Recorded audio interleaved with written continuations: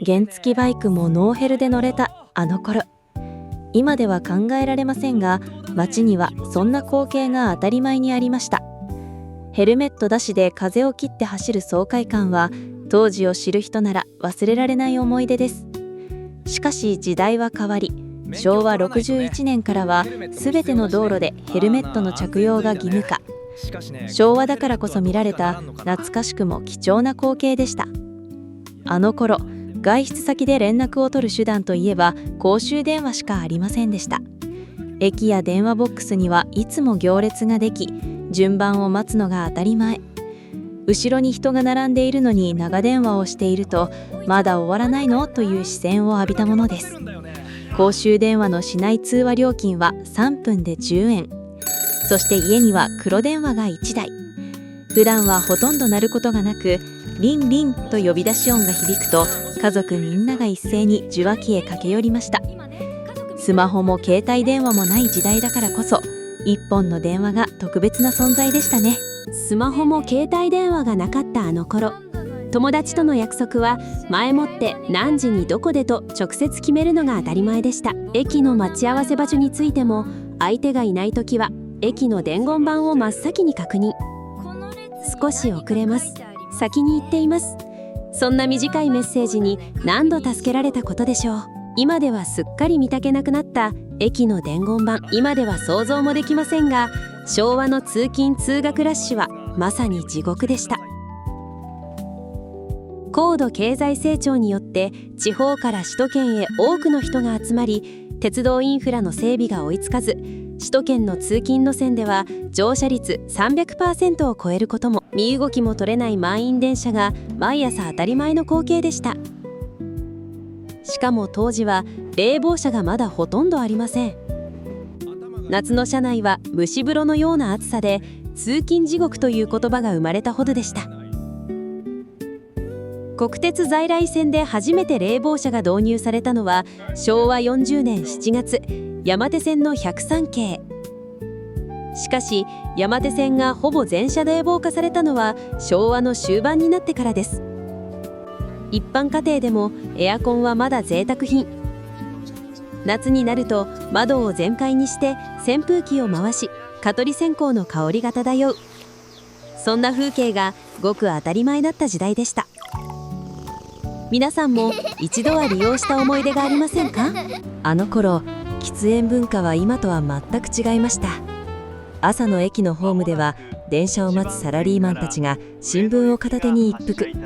ホームには灰皿が設置され、発車ベルが鳴る直前まで煙がゆっくりと漂っていました。通勤ラッシュの中でもその光景はごく当たり前の日常で、誰も不思議に思うことはありませんでした。子供の頃は自分も大人になったらタバコ吸うんだなぁと思っておりましたね。会社へ着けば職場でもタバコは欠かせない存在でした。デスクの上にはガラス製の灰皿が置かれ、仕事の合間に一服するのが日常風景。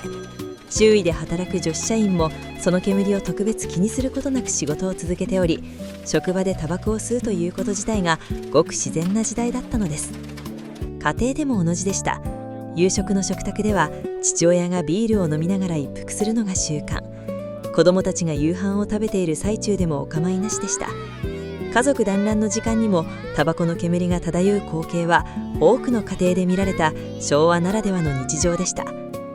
当時のヤンキーの間ではタバコは大人びた雰囲気を演出するステータスのような存在。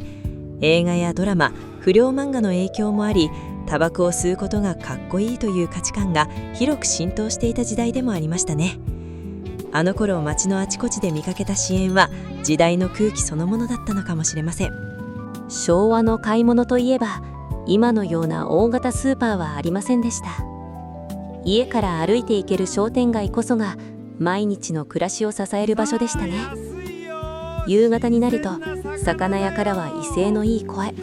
八百屋には季節の野菜が山積みになり、肉屋ではコロッケを揚げる香ばしい匂いが辺り一面に広がっていました。どの店も個人経営で、店主はお客さん顔なじみでした。子供がお使いを頼まれて買い物へ行くと、お釣りと一緒にキャンディーを一つ渡してくれるお店もありました。お母さんのお手伝い、偉いね。その一言が嬉しくて、また明日もお使いに行こうと思った子供も多かったのでは。中でも福引き大会が開かれている時は、子供たちは抽選券を握りしめながら鐘の音が鳴る瞬間を心待ちにしていました。当時はレシートなんてなかった時代、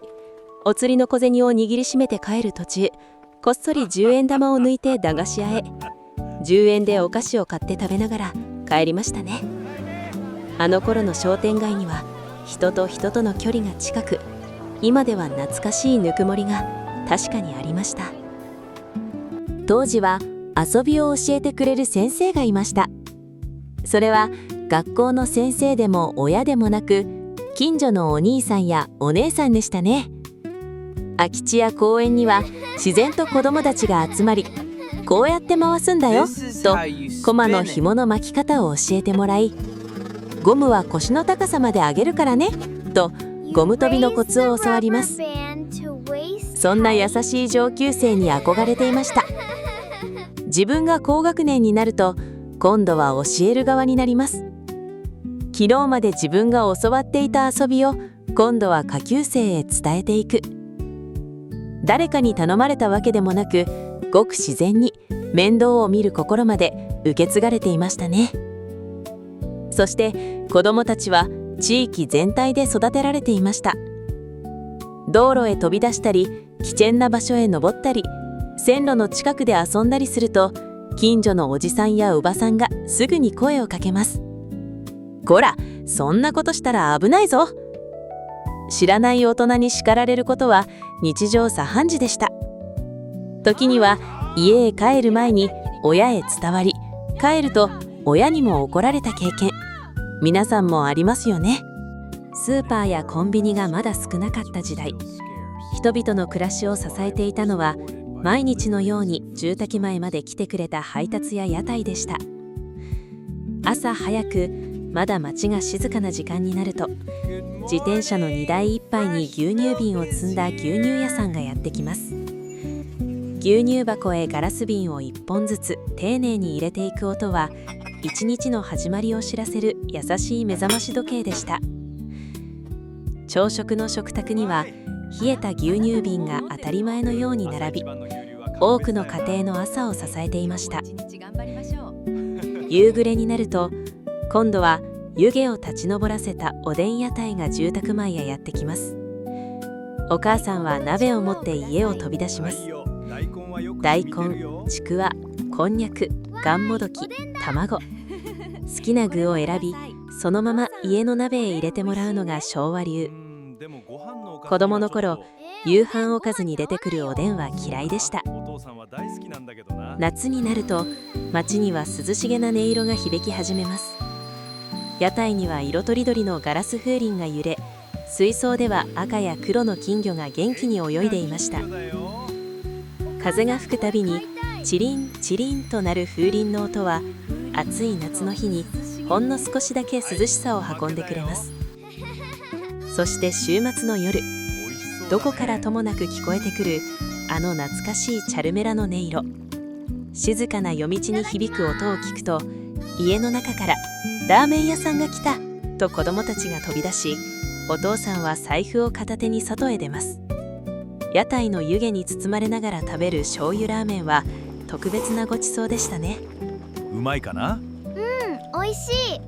おかわりおまるよ。昭和の日曜日の夜は1週間の締めくくりとなる家族みんなが揃う特別な時間でした。テレビは茶の間の主役であり、夕食を食べながら家族みんなで番組を見るのが昭和の一般家庭風景でした。夕方から始まるアニメや特撮番組を夢中になって見ながらご飯を食べる時間はまさに至福のひととき。テレビに熱中しすぎ、夕飯が進まないと母親に怒られていましたね。夜8時になると茶の間の空気は少しだけ変わります。そろそろ8時だぞ。その一言とともに父親がテレビのダイヤルを回します。子供たちはまだ見たい、あと少しだけと必死にお願いしても、昭和の家庭ではテレビのチャンネル権は父親のもの。ニュースや野球中継、時代劇、刑事ドラマへと画面が切り替わります。この頃の一般家庭はテレビは茶の間に1台しかなく、肩を落としながらも諦めるしかありませんでしたね。それでも時には父親が「今日は最後まで見てもいいぞ」と言ってくれることがあり、その一言だけで子供たちは飛び上がるほど嬉しかったもの、良い思い出ですね。便利さでは今の時代にはかなわないかもしれません。それでもあの頃には人と人とのぬくもりがありました。商店街の笑顔、屋台の明かり、家族が囲んだ食卓、友達と夢中で遊んだ放課後、どれも当たり前だった景色が今ではかけがえのない思い出になっています。この動画を見て少しでもあの頃を思い出していただけたなら嬉しいです。あなたが一番懐かしいと思う昭和の思い出は何ですか？ぜひコメント欄で皆さんの思い出もお聞かせください。ご視聴いただきありがとうございました。